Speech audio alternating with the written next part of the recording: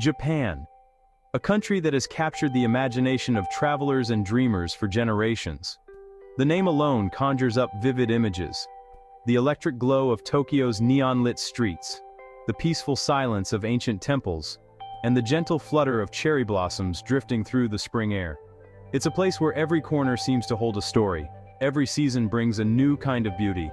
Japan is a land of contrasts, where the latest technology and centuries-old traditions exist side by side. Here you can watch a robot serve coffee in a bustling cafe, then step outside to witness a centuries-old ritual at a nearby shrine. The country feels impossibly modern, yet every street and building is steeped in history and culture. This is the Japan that draws millions of visitors each year, all seeking adventure, discovery, and a taste of something truly unique. From the bright lights of Tokyo to the serene gardens of Kyoto, the country promises unforgettable experiences at every turn. But beyond the famous sights and tourist hotspots, there's another side to Japan, one that's quieter, more personal, and found in the rhythms of daily life. It's in the early morning markets, the peaceful residential streets, and the small acts of kindness from strangers. That's the Japan I set out to find, not as a tourist passing through, but as a temporary resident, hoping to understand what it truly means to live here, even if just for a short while. My challenge was simple, yet daunting. Could I really experience life in Japan on just $800 a month? It seemed almost impossible in a country known for its high cost of living. But I believed that the heart of travel isn't about how much you spend, but about the connections you make and the moments you share. I wanted to see if I could find the true spirit of Japan on a shoestring budget. So, I set out to peel back the layers of this fascinating country, searching for the soul of Japan hidden in plain sight, among the alleyways, the local markets, and the everyday lives of its people. This is the story of that journey. A journey not just across Japan, but into its heart, its culture, and its people. Let's step inside and see what I discovered along the way. Living in Japan on just $800 a month sounds like a fantasy, almost like something out of a travel myth. Most people imagine Japan, especially Tokyo, as a place where only the wealthy can thrive, where every day is a splurge and every meal is a luxury. But is that really the whole story?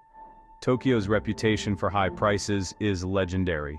Luxury hotels that cost hundreds per night, restaurants where a single meal can break your budget, and train rides that add up quickly.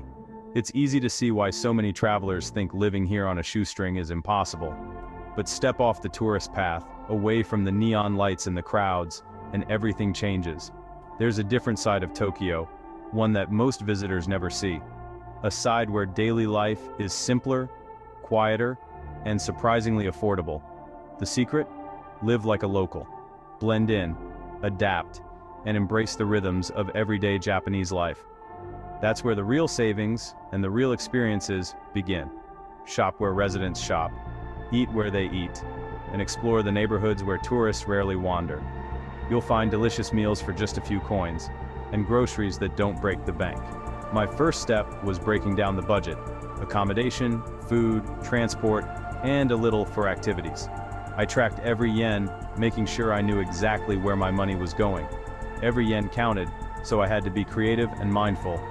I learned to stretch my budget by shopping at 100 yen stores, cooking simple meals, and finding free or low-cost entertainment. This wasn't about deprivation, it was about discovery.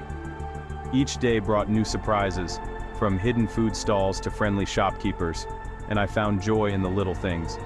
I wanted to prove that a rich travel experience doesn't require a rich budget. In fact, sometimes having less money opens you up to more authentic adventures.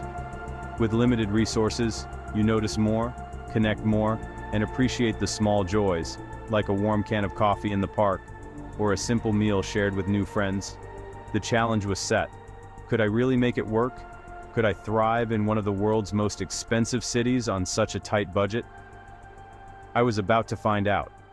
With determination and curiosity, I stepped out each morning ready to make every yen count. Here's how I did it.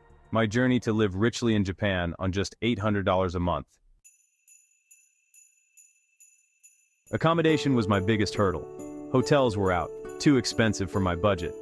I searched the suburbs for a share house, far from central Tokyo's crowds. I found a tiny room in a quiet neighborhood, just big enough for a futon and a desk. The kitchen and bathroom were shared with Japanese students and fellow travelers. At $300 a month, it was a bargain, and a doorway into local life. My housemates became my guides, teaching me about recycling, train passes, and the best supermarkets. We communicated with gestures, smiles, and shared meals. This humble space grounded me in the community. Each morning, I greeted neighbors and felt part of the neighborhood's rhythm. My small room became my anchor in Japan. Sometimes the smallest spaces offer the biggest welcome. Next challenge, food. Japan is a food lover's paradise, but eating out daily wasn't an option. My secret weapon? Supermarket discounts. Just before closing, bento boxes and sushi go half price. Hangaku time. For a few dollars, I'd score fresh, delicious meals. Cooking at home became a joy rice, tofu, miso soup, and cheap local veggies. Simple, healthy, and authentically Japanese. Occasionally, I'd treat myself to a ramen shop or a standing bar. Affordable, local favorites. These weren't tourist traps, but places buzzing with real life. Eating on a budget didn't mean missing out. It meant discovering the heart of Japanese cuisine. Every meal was a small victory in frugal living. I ate well, spent little, and felt more connected than ever. Food became a daily adventure. Japan's trains are world-class, but pricey. With my budget, I stuck to local trains and walked everywhere I could. Walking let me discover hidden shrines, quirky shops, and the details of daily life. For longer trips, I used a rechargeable IC card, simple, efficient, and budget-friendly. My best investment? A second-hand bicycle for $50. Cycling opened up the city and nearby neighborhoods, letting me explore at my own pace. I found parks, riverbanks, and temples off the tourist map. Moving slowly made me notice more and appreciate the journey itself. Getting around on a budget taught me to savor the small, everyday travels. Sometimes the best way to see a place is simply to wander. Japanese culture isn't just in grand ceremonies or theaters, it's everywhere. My local shrine became a peaceful retreat, where I watched neighbors practice quiet rituals. Public parks were my living rooms, filled with families, students, and elderly men playing games. These spaces offered a window into real community life, all for free. I wandered through Shotengai, traditional shopping arcades, lined with family-run shops. Here, I saw daily commerce and genuine interactions, far from the tourist crowds. Culture was woven into every moment, not just special events. The most authentic experiences cost nothing at all. In these quiet corners, I found the true spirit of Japan. Japan's greatest treasure is its people. Living in a neighborhood, I saw warmth and kindness beneath the surface. My share house friends helped me navigate daily life and shared their stories. Mr. Tanaka, the local vegetable shop owner, greeted me with a smile and sometimes slipped an extra treat into my bag. Small gestures, help at the public bath, directions at the train station, invitations to join morning exercises, made me feel welcome. These weren't dramatic moments, but quiet connections. They showed me the generosity and humanity at the heart of Japanese life. The real magic of travel is found in these everyday encounters. Behind the formal bows is a deep well of kindness. These people became the highlight of my journey. They are the true, hidden treasure of Japan. As my month in Japan drew to a close, I found myself sitting quietly, reflecting on everything I'd gained. Not in material things, but in memories and lessons that would last a lifetime. The experience was nothing like what I'd imagined before arriving. I managed to live on just $800 for the entire month. There were no luxury hotels with city views, no high-speed Shinkansen rides whisking me across the country, and certainly no shopping sprees for expensive souvenirs. My days were simple, my nights even simpler. Yet, in that simplicity, I discovered a different kind of richness, one made up of experience, understanding, and genuine connection. I laughed with new friends over bowls of ramen in tiny izakayas and was welcomed into a local family's home for a meal I'll never forget.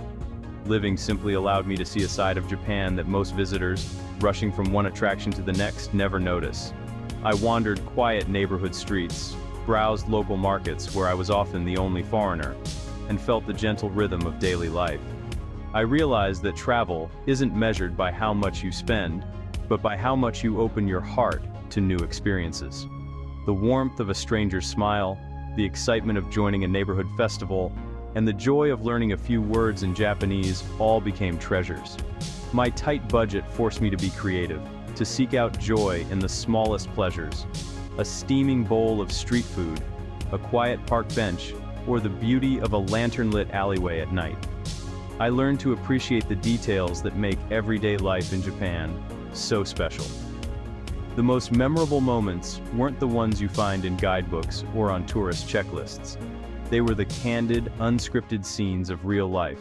Children playing in the street, an elderly couple sharing stories in the park, the sound of laughter drifting through open windows.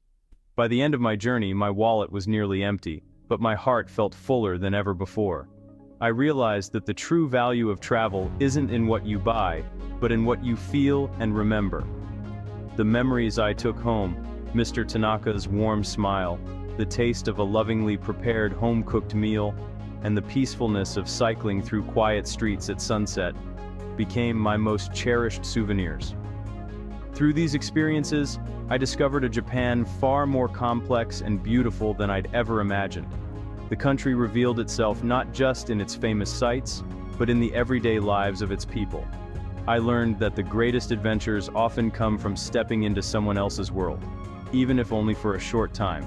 Sharing tea with a host family or helping at a vegetable stall taught me more than any tour ever could. Was it worth it? Absolutely.